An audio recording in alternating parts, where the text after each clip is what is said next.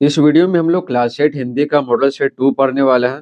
Model set 1 का video पहले ही बना चुके हैं। अगर आप नहीं देखे हैं तो कमेंट बॉक्स में लिंक दिया हुआ है।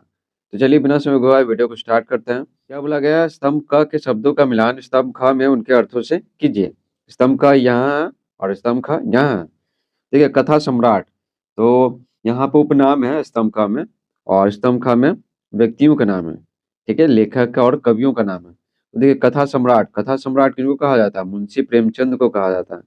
देश रत्न देश रत्न डॉक्टर राजेंद्र प्रसाद को कहा जाता है। मैथिल कोकिला विद्यापति को कहा जाता है। भारत कोकिला सरोजिनी नायडू को कहा जाता है और लोकनायक जयप्रकाश नारायण को कहा जाता है।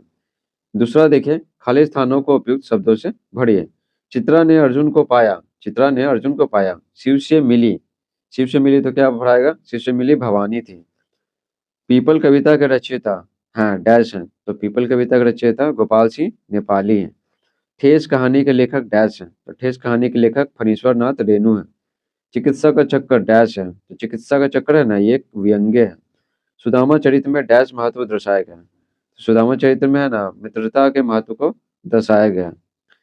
तीसरा देखिए, दिए गए विकल्पों में सही उत्तर के सामने सही का निशान लगाइए।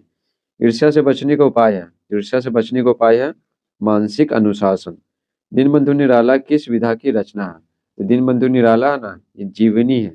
बच्चे की दुआ कविता से कवि बच्चे की दुआ कविता के कवि हैं। तो बच्चे की दुआ कविता कौन लिखे है? मोहम्मद इकबाल।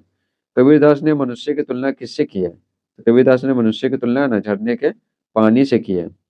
मंजुल का अर्थ होता है ना, मंजुल का अर्थ होता है, तो मंजुल का अर्थ सुंदर होता है। चौथा सवाल है, निम्नलिखित प्रश्नों के उत्तर एक या दो वाक्यों में दीजिए। ईर्ष्या का लाभदायक पक्ष क्या हो सकता है? तो उत्तर लिखेंगे, ईर्ष्या का लाभदायक पक्ष यह हो सकता है कि हमें अपने जैसे लोगों को प्रतिद्वंदी मानकर उससे आगे बढ़ने का प्रयास करना चाहिए।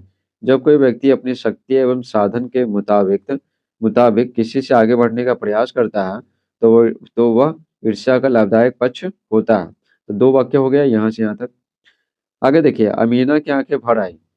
तो क्यों भर आई? तो उत्तर लिखेंगे, अमीना की आंखों में आंसू इसलिए आ गए क्योंकि उसने हामिद को बड़ी मुश्किल से 2 आने दिए थे। मौज मस्ती करने के लिए अपने दोस्तों के साथ के स्थान पर हामिद ने ऐसा न करके एक लोहे का चिमटा खरीद लिया ताकि रोटी सेकते वक्त अमीना के हाथ न जले। ठीक है, तो यहाँ से यहाँ तक लिख देंगे, दो वाक्य। पांचवा प्रश्न है, निम्नलिखित प्रश्न का उत्तर 100 शब्दों में दीजिए। 100 शब्दों में। देखिए यहाँ पे देखिए अथवा लिखा हुआ, दोनों में से कोई एक ही प्रश्न लिखना है। देखिए, बच्चे की दुआ शीर्षक कविता में किन किन चीजों की चाह रखी गई है? तो ऐसे लिखेंगे, बच्चे की दुआ कविता में कवि की चाह यही है कि प्रभु बच्चों को बुरे मार्ग पर बढ़ने की प्रवृत्ति न दे, क्योंकि वे अच्छा इंसान बनकर एक नया समाज बनाने की अभिलाषा रखते हैं। वे एक इंसान होने का आशीर्वाद प्रभु से पाने की प्रार्थना करते हैं। ठीक है, आगे देखिए, लक्ष्मीबाई की वीरता का वर्णन कीजिए। तो उत्तर लिखेंगे, लक्ष्मीबाई बचपन से ही महान वीर थी। उसे बचपन से ही वीरतापूर्ण खेलों में रुचि थी।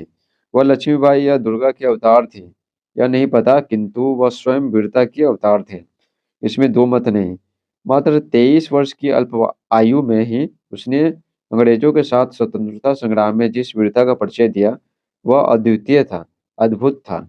वह सामान्य नारी नहीं थी, महान वीरांगना थी। बड़े बड़े अंग्रेजों को उसके सामने मुंह की खानी पड़ी मतलब क्या, हारना पड़ा। यह सामान्य नारी का काम नहीं था।